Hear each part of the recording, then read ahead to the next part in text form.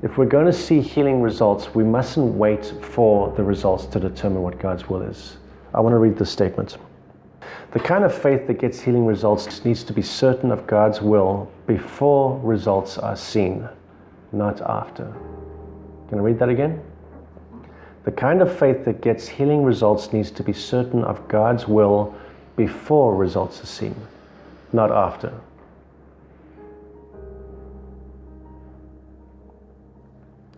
And what we're doing too often is we are only becoming certain after we see results. And we're going to look at a few things. We're going to look at Bible examples where we see Jesus not responding to someone's faith because they're only going to believe when they see results, especially regarding the nobleman and his son. And so I've called this teaching, this lesson, results yet to be determined. And much of us, when we're doing the healing journey, we're going, okay, I'm not sure what's going to happen, so I'm just waiting for results to be determined. I want to show you that that's 2 out of 3 faith speaking. Because we have certainty about God's will, or we might have certainty about another area of God's kingdom, but there's also uncertainty, which buckles our faith. So 2 out of 3 faith is dead, as we've seen. It waits for results. 3 out of 3 faith, however, is alive. It initiates results. Isn't that great? Mm-hmm. So we're going to go back to Matthew 8.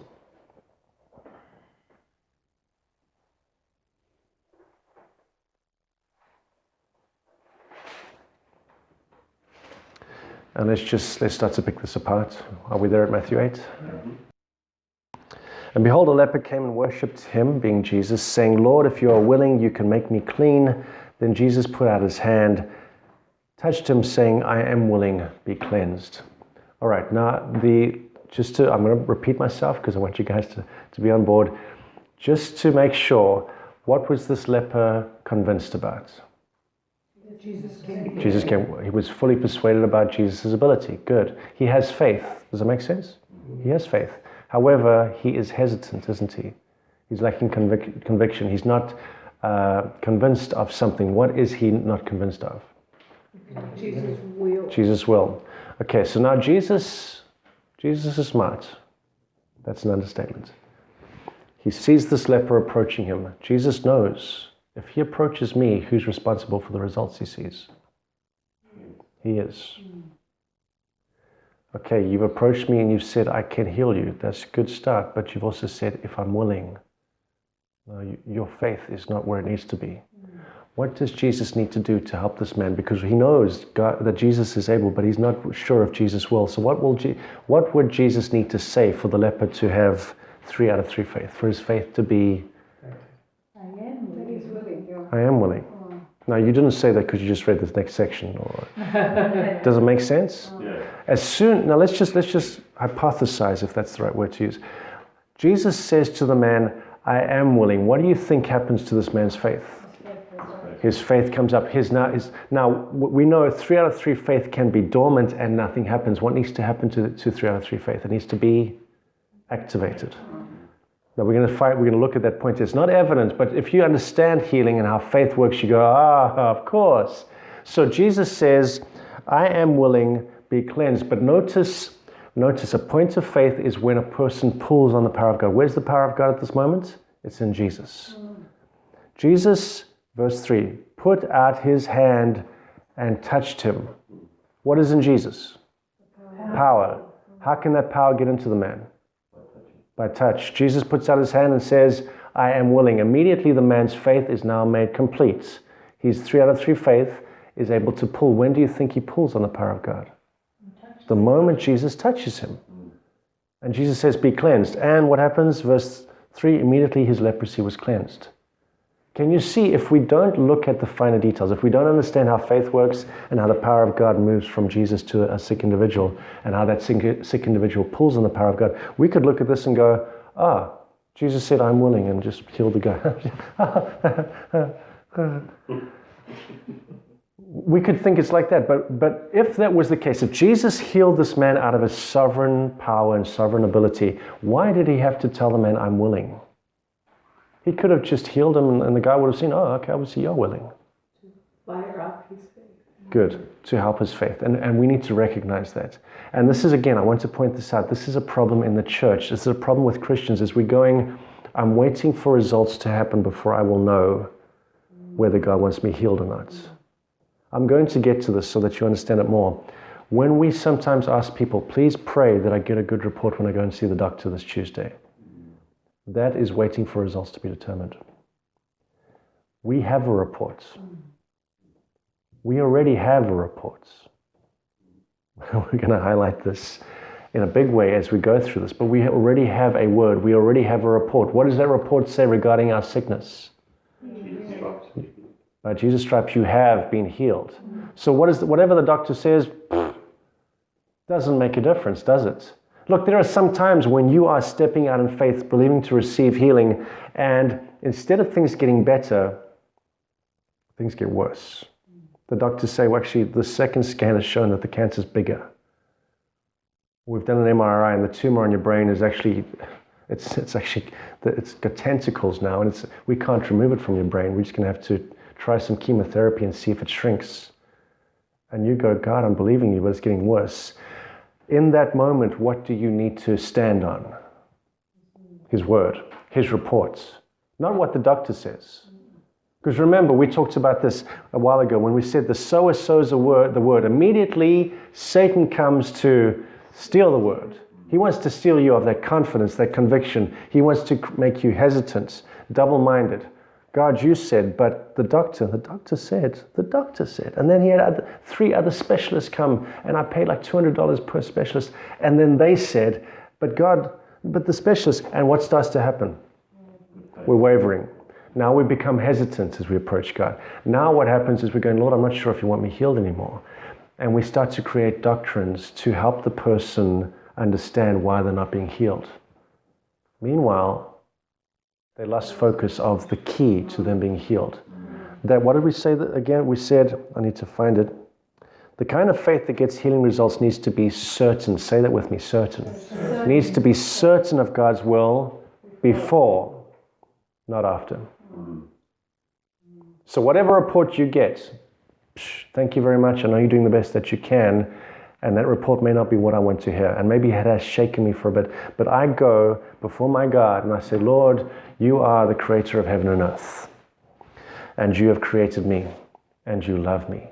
And you have shown how much you love me by sending your son who paid a dear price by dying on a cross, a horrific death, tortured, beaten, horrific death, so that I could not only be saved and brought into a relationship with you, but that I could inherit what he inherits, that I could be a joint heir with Christ, seated in heavenly places with him, that by his stripes I have been healed. I don't care what the doctor's report says. You have said, can you see what you've got to do? Yeah. David would do this. He would encourage himself in the Lord to remind him of what God says. Because believe me, when you step out on what God says you need to do, everything on earth is going to come against that. And try and convince you that what God said is... Isn't that what the serpent did with Eve? Look, God said it. I can't deny God said, don't eat this fruit. But really? No, I don't really think he meant that. What is the enemy trying to do with Eve? Get her to doubt a word from God. A word from the Creator who uses his words to create life, to put planets in the universe. And we're doubting his word. The enemy's tricky, isn't he? And teachings like this will get us to have a conviction, a foundation, a surety. When it comes to God having said this to me, I can be convinced. I have everything that I need to go the distance. At the same time, I recognize, because I know the enemy's will, I know what he's going to try and do to get me shaken, get me off the sure ground. So I'm going to be prepared for the attack.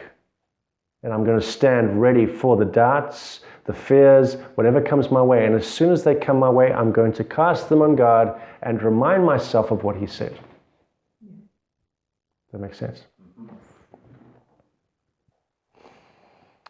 Now, I want to clarify.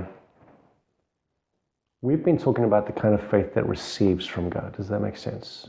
We've talked about faith that receives what Jesus has paid for on the cross. It's a done deal. The work has been completed. So we are he's gone the 90, we are doing the 10. We're receiving what he has provided. There are times, however, where we do have to wait. I've been talking now about when it comes to faithful healing, we shouldn't be waiting. We should be convinced of what the results will be like before we've started the healing journey. But there are times when we do need to wait. When God says to us, I've got a husband for you. And what can we do? Well, we can only wait. And we have to remind ourselves when we see all these happily married people around us and we watch these romantic films and everybody gets someone except me, and we sit there with our tissue box and our ice cream. And all we can do is remind ourselves, but God said, and this is kind of like an Abraham moment, when God told him, leave your family, take everything that you have and go to a place that I'm showing you. Where is it, Lord? Just leave. How will we know when we've got there? Just leave. Can you see you're waiting for God to do something, for him to take a step, for him to say something, for him to bring someone across your path? And all you can do until that happens is wait. And we need to be careful we don't confuse these two types of faith. When it comes to healing, faith doesn't wait. Faith receives. When it comes to a promise from God and him taking a move and you waiting for him to take the move, what does faith do? Patience, expectant, confidence. Okay, so we're going to look at Hebrews 11 verse 1. This verse is crucial to the attitude that we should have when God has made a promise and he has yet to move. This is not about healing. This is not about him saving you from your sins. This is about him bringing a husband across your path. This is about him telling you where to move to. If he wants you to go to Bible college, when does he want you to go? When you wait for him to bring what he said he would bring, there's a certain stance you need to take. So Hebrews 11 verse 1. Let me know when you're there. We are there. So, the writer of Hebrews starts off this chapter by saying, now faith is the substance of things hoped for. Say that with me, of things hoped for. The evidence of things not seen. And this verse, I've spent a lot of time looking at the Greek words and looking at this, and you can get lost in it, and then the Holy Spirit shows you something, so you come out and you go, I get that. And you look at something else and you go, I'm confused again. There's a lot in this verse. What I want to focus on is this phrase of things hoped for. I still got you guys to say it, which comes from the Greek word alpizo. Alpizo. Now we normally think of the word hope. We use it in sentences where we talk about, well, I sure hope that the movie hasn't started by the time we get there because we're late. Or I hope that my wife remembers to close the door when she goes to work this morning. And that kind of hope, when we use it in this context, refers to a strong desire for something to happen. But at the same time, there's no reason to believe that what we desire to happen is going to certainly happen. Does that make sense? I hope this happens, which means I really want it to, but at the same time, if you ask me to base my life on that, I wouldn't, because I'm not certain. I don't know if it will happen. So the Greek word that is used in Hebrews 11 verse 1, it's actually a phrase, things hoped for, is the word alpizo, which means to wait, say that with me, wait. For salvation with joy and full of confidence. Say that with me, joy. Full of confidence. That shows an attitude about our waiting, doesn't it? My kids, a 5-year-old and a 2-year-old, are a very good example of what it means to wait with the wrong attitude. Are we there yet? Are we still going? You're taking too long. My daughter this morning, my wife was making like a meal for her. Why did you take so long when she eventually brought it? Why did you take so long? And we were like, ooh, okay.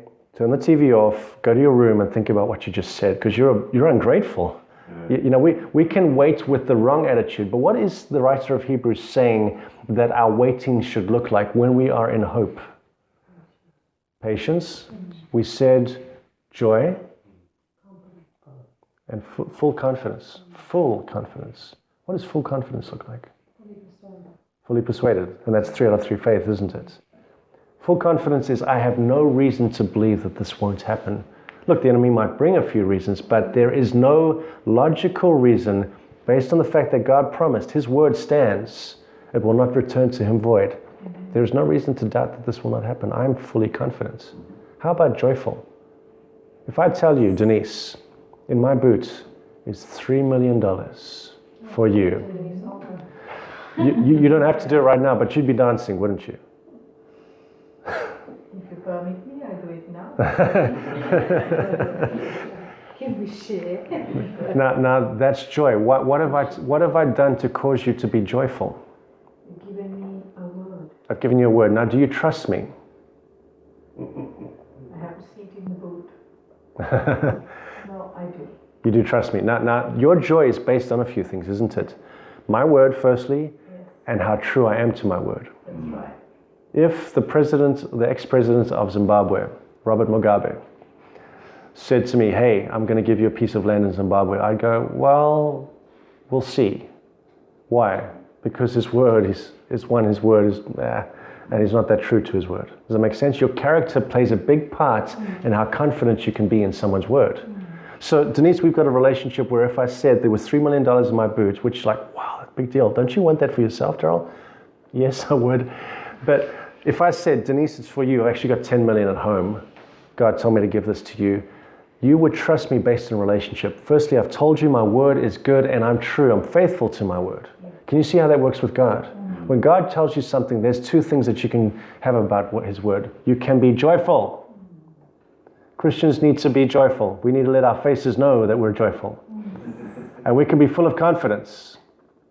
Now, let me give you an example with my kids again. Let's say one Wednesday morning, I said to my kids, Elijah and Toby, guys, this afternoon we'll go to the park up the road. What do you think the response will be? Yes, joy. Well, let's go now. Okay, yes, absolutely true. But, okay, being kids and not being able to wait, let's leave that out of the illustration. They would be full of joy. Yeah. Would they be confident? Yeah. Yes, because they trust me. Would they be, I can imagine Toby now sitting on the end of her bed. I wonder if Dad's actually going to do what he said. Would she be like that? No. No, because she knows me to be faithful to my word. Will she be sitting there going, will we go to the park or will we go to the mall instead? Will she be wondering that? No, because I've already told her where we're going. Can you see, I've said things, I've already determined the results that she's going to see. Now, because she's confident, fully confident, in fact, about the fact that we're going to the park, what is her attitude? Yay. Joyful, fully expectant. In fact, she is bothering me all day as I'm typing up messages. Have we done yet? Are we going yet? When are we going? It's after lunch. Is it lunchtime yet? And the thing with my 5-year-old is the only way I can try and get her to understand time is by pointing at a clock that has hands. Okay, when that hand, the long hand, reaches there, we'll go, oh, how long is that going to take? And you can't really, so she sits there in front of the clock watching. But that's the only way she can understand time and how time passes. But I want you to understand that what we've often done as we've approached God is we don't have this hope. We are not joyful or fully confident. We're kind of, I hope so. It might, and it might not. Which is kind of how the leper is approaching God, isn't he? Approaching Jesus. But Jesus helped him. Jesus helped him. So regarding healing, you don't need to wait for God to act on what he has promised you. Through Jesus, he has already acted, and the results of his actions are yours for the taking. What I just wanted you to see is that when it comes to receiving healing and waiting for God to fulfill a promise, there are two attitudes. What we've often done is we've taken the attitude of waiting for God to do what he promised he would do. We've taken that attitude and we've applied it to healing. I'm expecting that God will heal. I know he can. I know he will. I just don't know when. And that's not confident faith. Confident faith goes, it's there for me to take. I'm going to grab it. And it pulls it towards itself. So let's look at the nobleman and his son. John 4. This is a cool story. This is another example of someone who approached Jesus like the leprous man who had 2 out of 3 faith. Now we're going to have to really dig this apart. Do you trust me as we dig it apart? I want you to be in agreement with me as we look at it, that I'm not telling you something that isn't the case. As we look at it, I'm hoping you will see this man clearly wasn't in or didn't have the kind of faith that would get him results. This is a case of someone approaching Jesus, which is a what type of healing? Pull healing. What is vital for the results to be seen? His faith, hey. Now it's regarding his son who is at the point of death. Jairus approached Jesus with a kind of similar thing. Begged Jesus, my daughter lies at the point of death. We're going to see the nobleman does the same thing. Pleads with Jesus, my son is at the point of death. Very similar. Okay, John 4, we're at verse 46. You there? Yeah. So Jesus came again to Cana of Galilee, where he had made the water wine. And there was a certain nobleman whose son was sick at Capernaum. Now, Capernaum is about 56 kilometers, 35 miles away from Cana. This man approaches Jesus having come from Capernaum. Now, John doesn't give us details about how he came. Did he walk? Was he on horseback? Did he have a chariot? We don't know. He's a nobleman. He has access to means other than walking.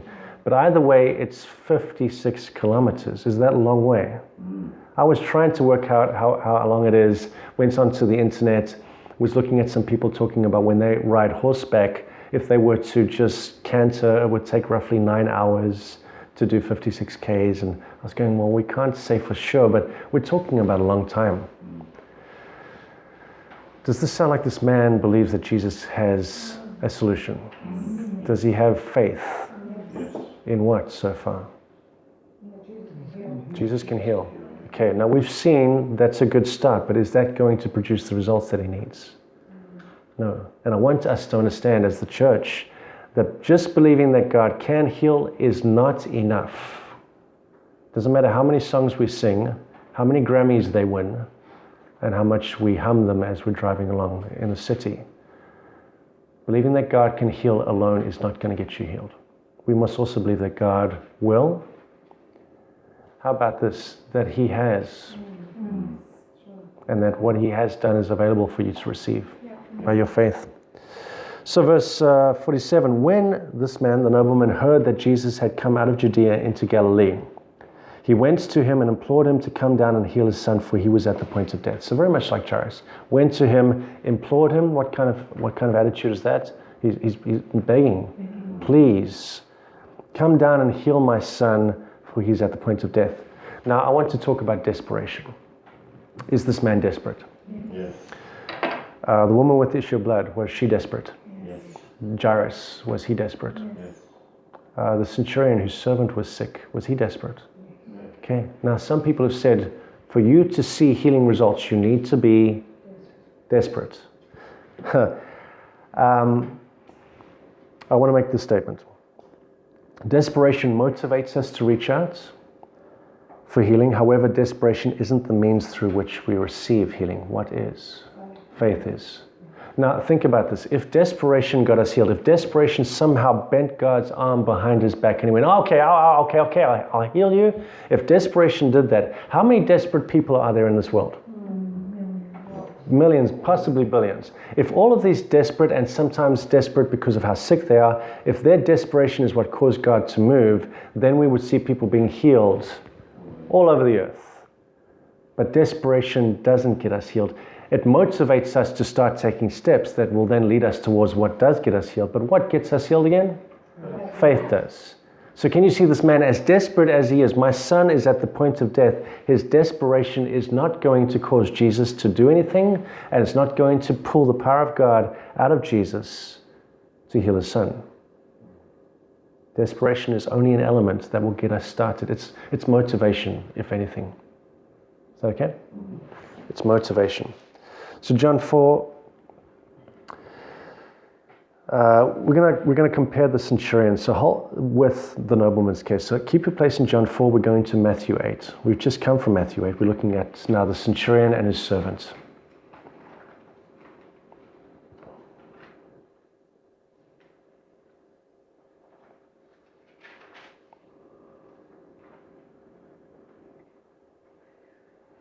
Do you remember when we looked at the centurion and his servants?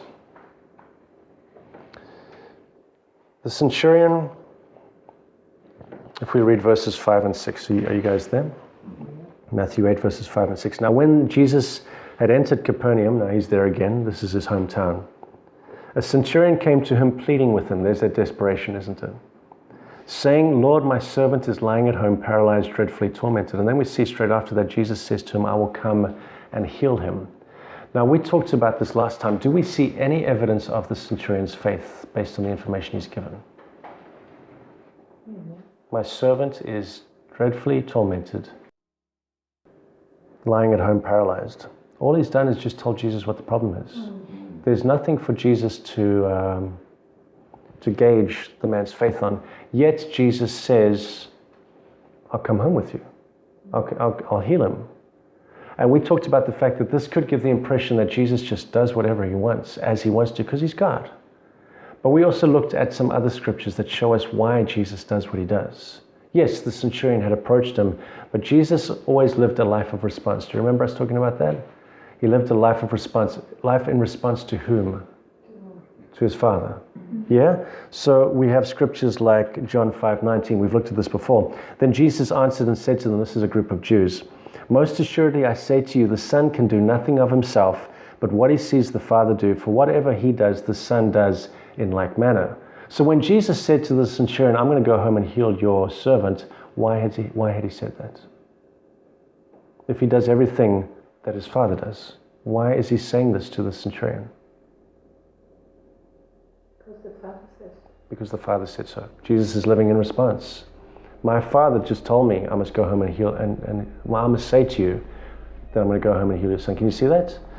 We even see John 6:28. You don't need to turn there. Jesus speaking again, for I have come down from heaven not to do my own will, but the will of him who sent me. So we can never, everyone say never. We can never assume that Jesus did something because he thought it was a good idea. Jesus never did anything because he saw a need and was moved by that need. Yes, he had compassion on people, but his primary reason for doing something was To do the Father's will. to do the Father's will. He was living in response. We hope this video has inspired you. The rest of this lesson can be found in the next video.